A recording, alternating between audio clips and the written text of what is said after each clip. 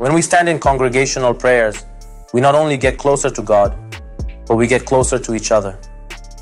Congregational prayer is not only an act of worship, but an exercise in empathy, cooperation, and building a society where everyone is equal. A place where class, racial, and cultural boundaries disappear, and everyone becomes a family, and reminds us that we are all human and responsible for each other. If you want a society to fulfill a divine mission, or even if not a divine mission, but you want it to succeed in the worldly matters, it must learn teamwork.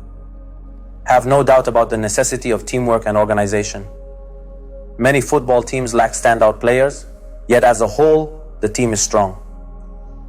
The art of organizing and managing them lies in fostering a culture among players to accept this. And this doesn't mean that you assume someone can spend 2 or 3 years in a club and achieve this. No, it's not like that. They should be trained from childhood.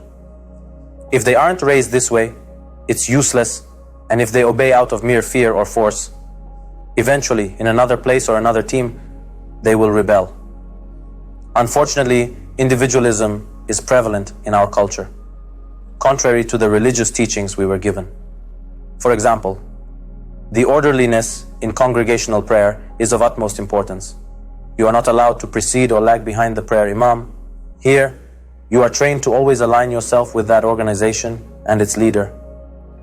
Only if you follow the leader closely will you be united with him. Otherwise, you will not reach the imam of the time. In a society where there are impatient individuals, they say, "Why is the prayer leader prolonging the prayer? Just finish it." These are the hasty and extremist people of that society. They are a danger to the community. This needs to be remedied. How? Is it treatable? Yes. Imam Ali, miri u njemu, rekao je, "Ako niste strpljivi, onda postupajte kao oni koji su." Gradually, you will learn, just like military service, which changes some people's behavior after 2 years. The 40-day morning rituals are for the same reason. Why 40 days? Because in 40 days, gradually, something becomes established in a person's mind. Pretend to be patient. Some people in society are just like this. They say the prayer leader is bad. Why? Because he performs the prayers too fast. You can't even keep up. What kind of prayer is this? Another says, the prayer leader isn't good because he prolongs the prayer too much. But you can't always follow the individual opinions of everyone. There needs to be a reasonable standard that encompasses the majority, both comprehensive and reasonable. If it's only about the majority, it becomes populism or demagoguery.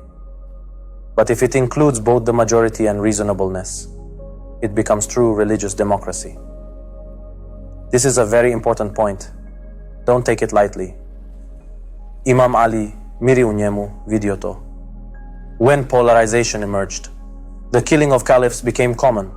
Al-Balazuri says that Hassan ibn Ali, peace be upon him, was injured while defending Uthman's house. In his battles, Imam Ali, peace be upon him, preferred not to send Imam Hassan and Imam Hussein because they were the descendants of the Prophet Muhammad, peace be upon him. Now imagine how complicated society had become, that a peculiar enemy like Muawiyah exploited this situation. He picked up the cut fingers of Uthman's wife and took them to Levant. He displayed her cut fingers on one side and Uthman's bloodied shirt on the other. He disrupted the entire society. Don't think that in a society where the Prophet was the leader and had figures like Imam Ali, disasters happened just 50 years after the Prophet, but our society is immune. We are not some special exception. Our blood isn't redder than theirs. We are not even the dust on the shoes of the Prophet and Imam Ali, peace be upon them. Don't think that these issues won't happen in our society and are only for others. This is what being aligned and united with the group means. Each of us is obligated to mend these cracks that have formed.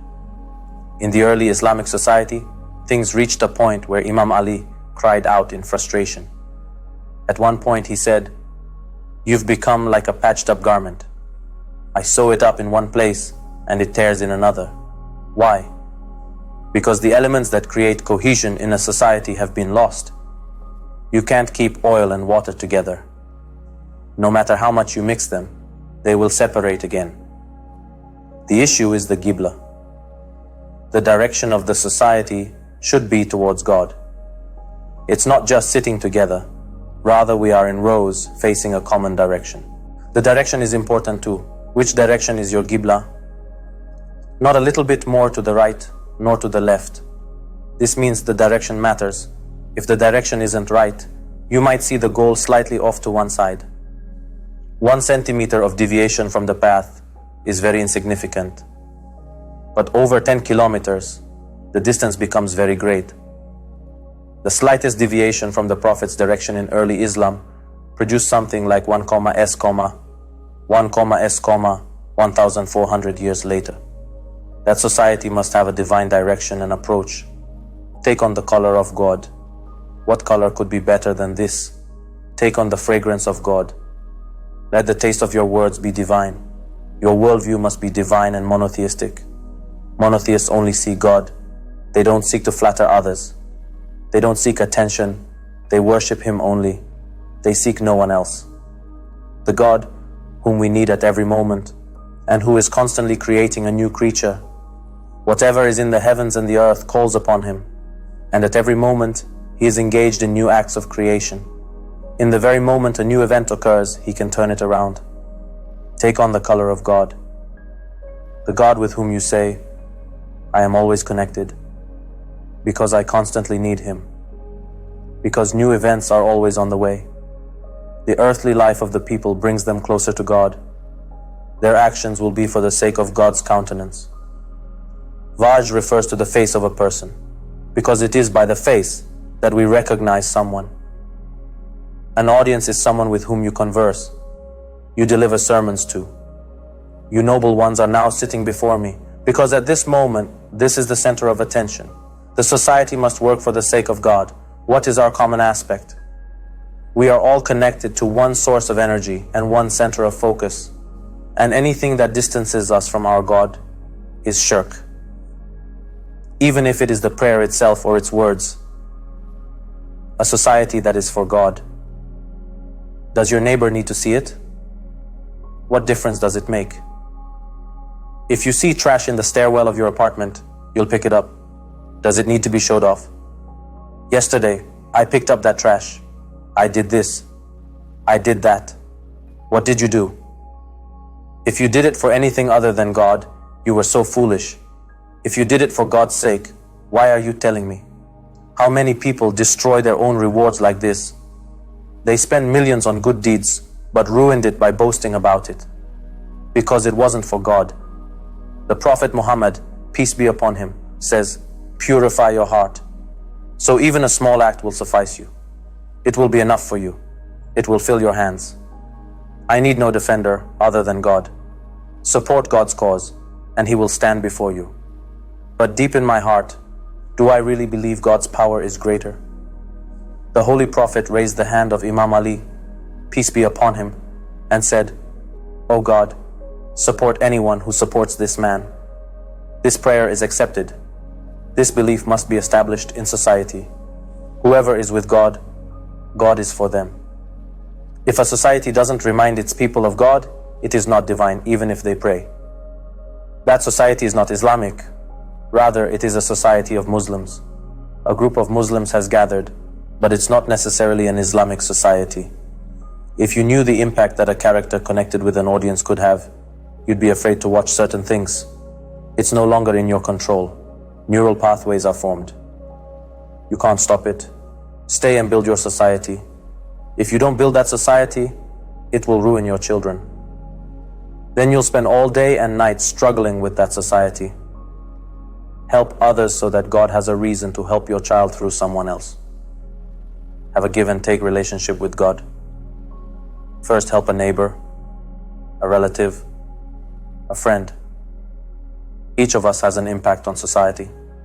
Then say, Oh God, I did what I could. The rest is in your hands. Whatever happens to the leader or imam of the organization, that society must not fall apart. That prayer must not be interrupted. Immediately, someone must step forward to ensure the prayer continues. A society cannot be headless, as a body cannot function without a head. Who should replace the imam of the society? Someone who also possesses the qualifications to lead the society.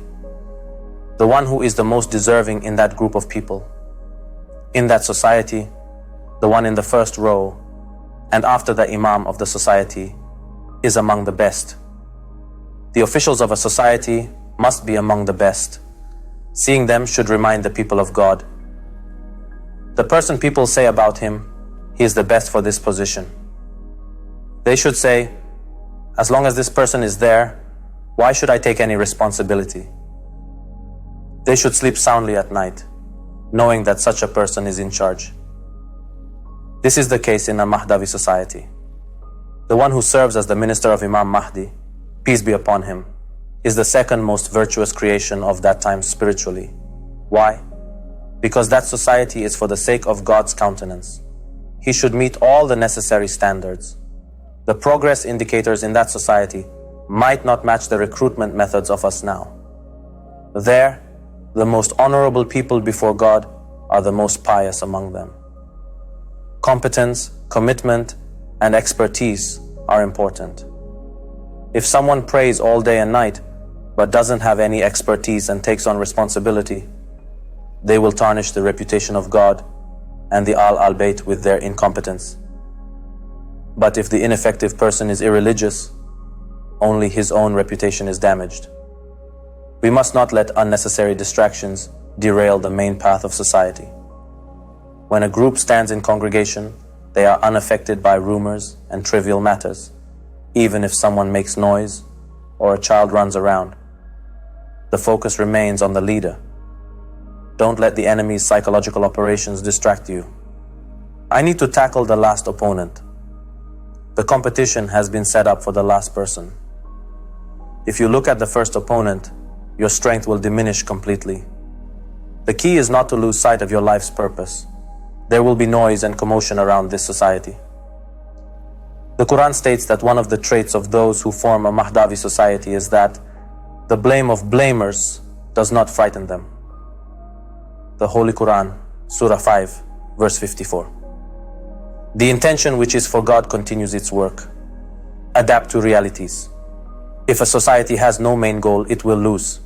The distractors will not allow it to win. We are living in an age of distractions. An organized structure moves forward with cohesion. We shouldn't let unnecessary distractions derail the main course of society. And as I mentioned before, we are living in an era that is in fact the era of distractions. Distractions are truly dominating the main content. And we said that not only should we learn, but also examine what the right message is, what the right path is, and we should not forget the main goal. More importantly, we shouldn't get used to distractions. The human brain is such that it becomes accustomed to distractions.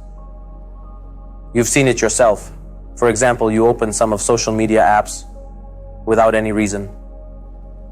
You just opened it 30 seconds ago, but you open it again, scrolling aimlessly, then you close it again. The brain has gotten used to it because it receives a dopamine reward for this behavior. It's just like an addict. You shouldn't forget or lose sight of your goal. And the more you set that goal as something great and elevated, the longer you'll stay motivated and the more successful you'll be. When you see something available, you don't think about the future anymore. Your physical endurance disappears. Your patience fades away. Once you're done with one task, quickly move on to the next. If we don't have long-term goals, our attention will be diverted by distractions.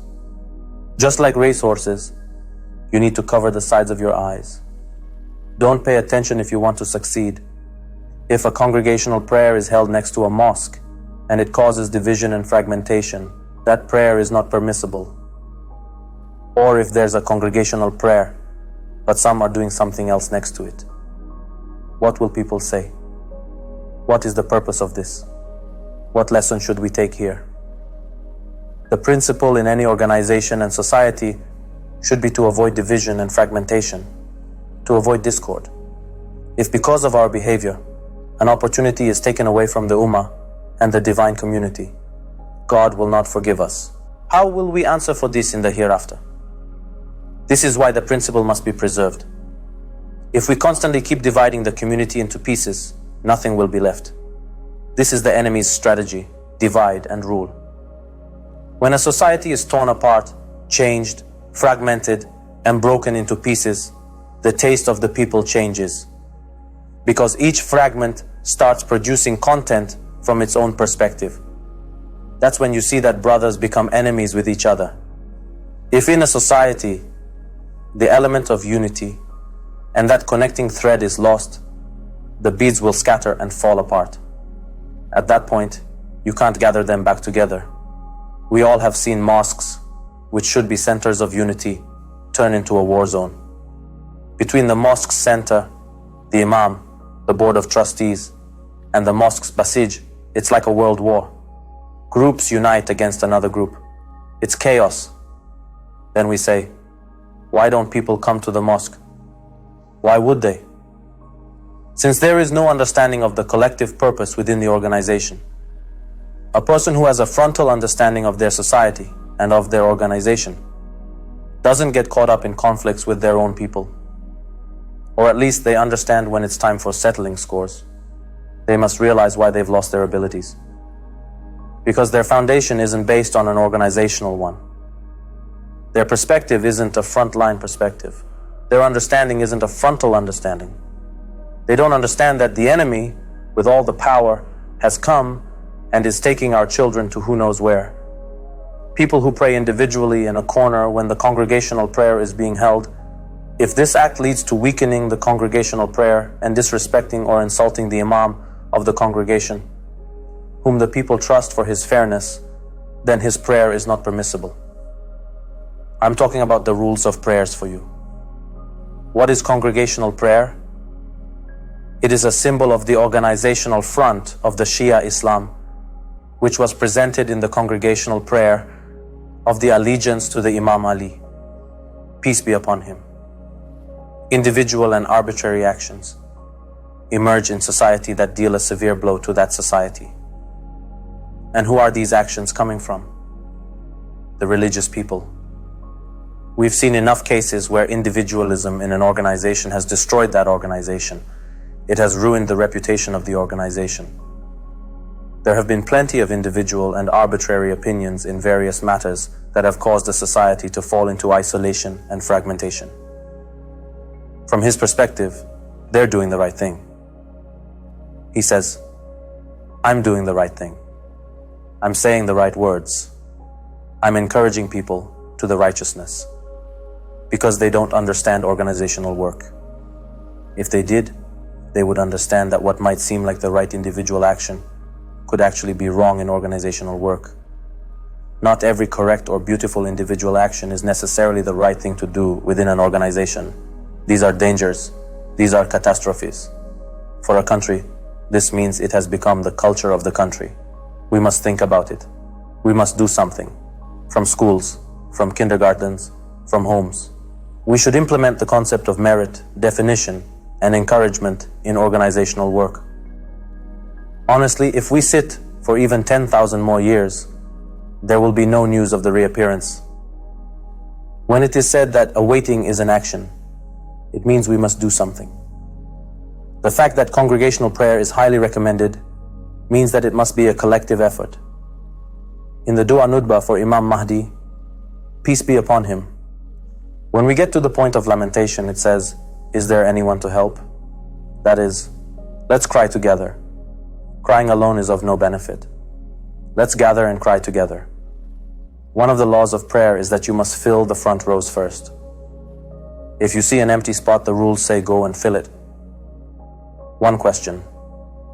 Why do some people like to sit in a quiet spot when they enter a gathering?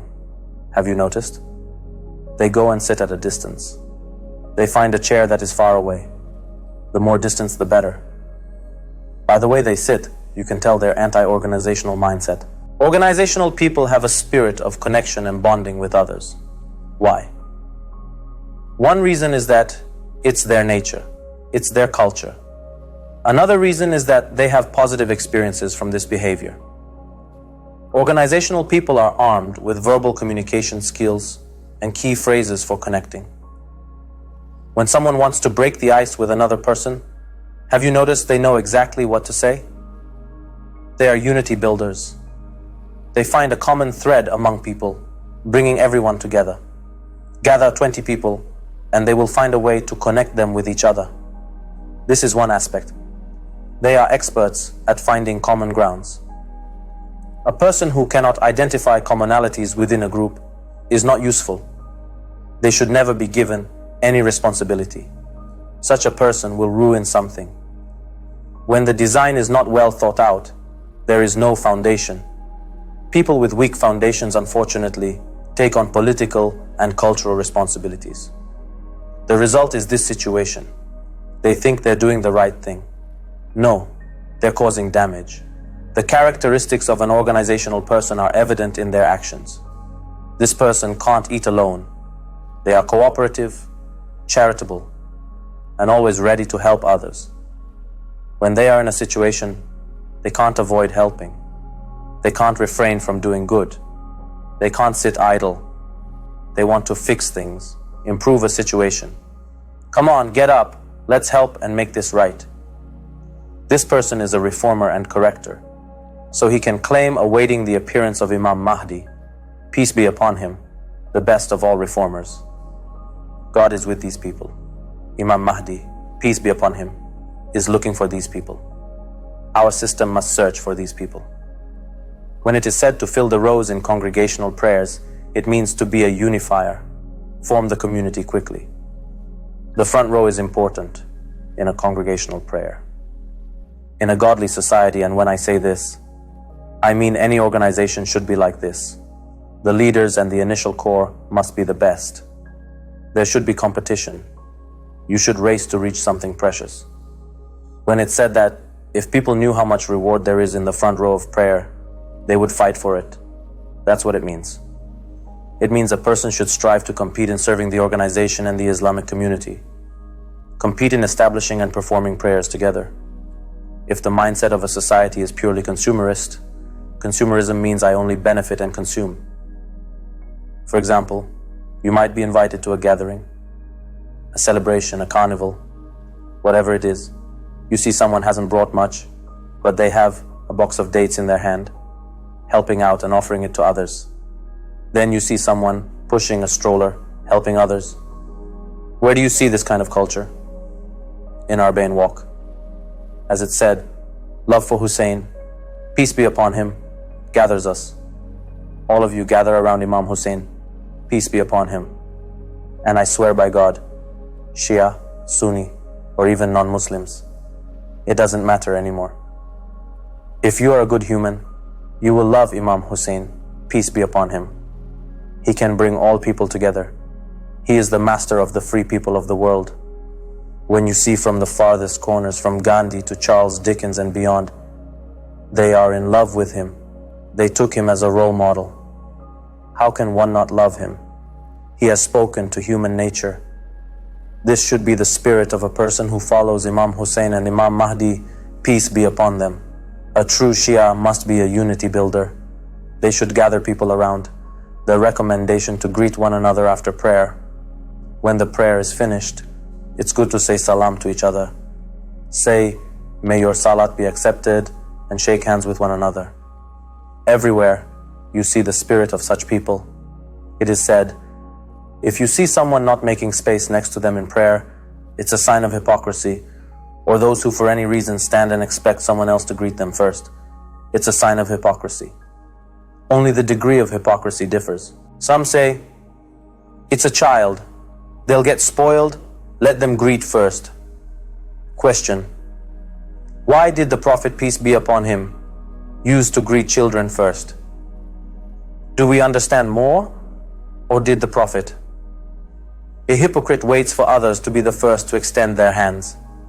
Have you seen some people shake hands with someone with one hand while holding the hand of someone else? This person cares for people.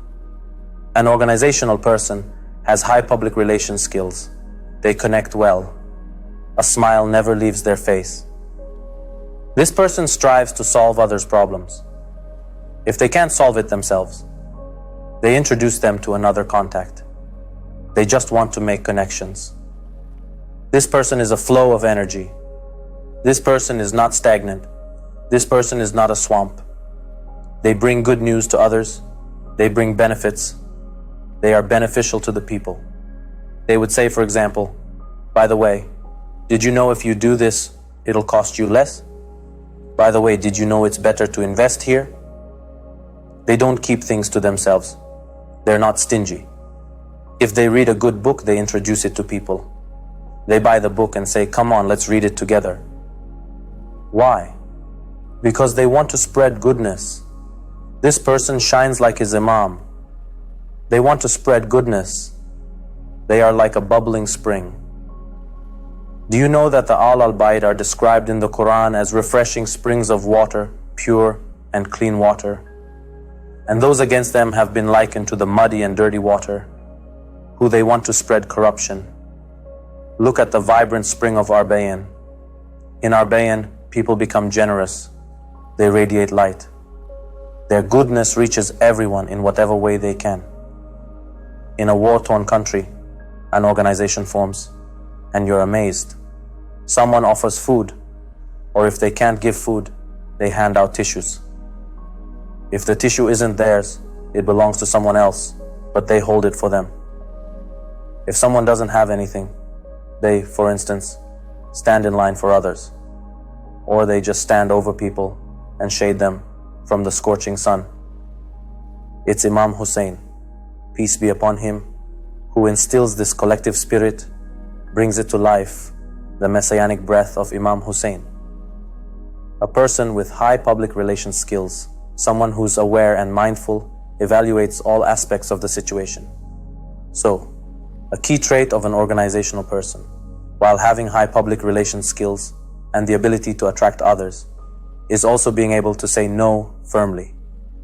They know how to say no very well. They have a clear stance. The ability to say no is a trait of an organizational person. In addition to being attractive, drawing people in, and spreading goodness, they have boundaries. They have big, firm, and historic no. The characteristic of these people is that they don't accept every word or action quickly. They have a basis. While spreading goodness, they have walls, a firewall. This is the characteristic of a wise person, a healthy person. The understanding of a frontline thinker means this. It means you think so skillfully about opportunities that, at any given moment, you can create a new thread of unity to bring people together. This is the art.